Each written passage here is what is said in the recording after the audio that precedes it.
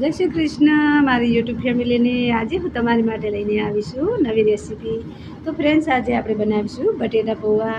તો મેં 3 નંગ જેટલા બટેટા લીધેલા છે, 1 નંગ ટામેટું છે, 1 લીંબુ લીધેલું છે, 2 મરચાં લીધેલા છે અને 250 ગ્રામ જેટલા પૌવા લીધેલા છે। મસાલામાં કોથમીર, લીલા મરચાં છે। તો સૌથી પહેલાં આપણે બટેટા કટિંગ કરી લઈએ। તો બટાકાના વચ્ચેથી 2 ભાગ કરી લઈશું। હવે આપણે ઊભી આ રીતે ચીરી કરી અને ઉપરથી ટુકડા કરીશું ચોરસ। તો બટેટા બધા કટિંગ કરી લીધેલા છે, તમે જોઈ શકો છો। આ રીતે આપણે પીસ કટિંગ કરવાના છે। હવે એક બાઉલમાં આપણે પાણી લીધું છે, આમાં આપણે બટેટા એડ કરી દઈએ।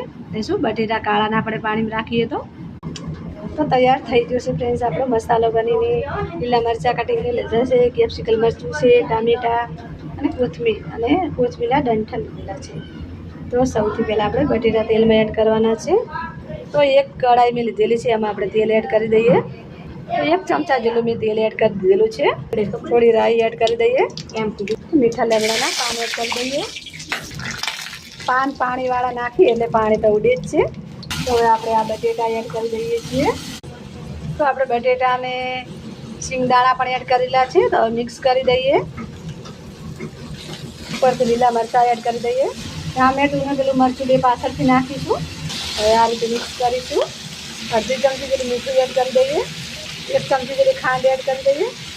થોડું ધાણા જીરું એડ કરીએ અને કાળા મરીનો પાવડર, અડધી ચમચી જેટલી હળદર, થોડો આપણે ગરમ મસાલો એડ કરી દઈએ। હવે આપણે મિક્સ કરી દઈશું। થોડું આપણે પાણી એડ કરીને આને આપણે બટેકા થોડા સળે ત્યાં સુધી ઢાંકણા પર ઢાંકીને મૂકી દઈશું।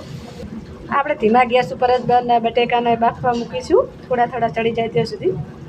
તો બટેટા થોડા બની ગયા છે। તો હવે આમાં આપણે ટામેટાની એડ કરી દઈએ। તો હવે આપણે પૌવા એડ કરી દઈએ। તો પૌવા મેં ચારણીમાં રાખીને ધોયેલા છે, તો તમે જોઈ શકો છો કેવા છૂટા તૈયાર થઈ ગયા છે। આમાં આપણે પૌવા એડ કરી દઈએ। તો આ રીતે આપણે છૂટા પૌવા જ એડ કરી દઈશું।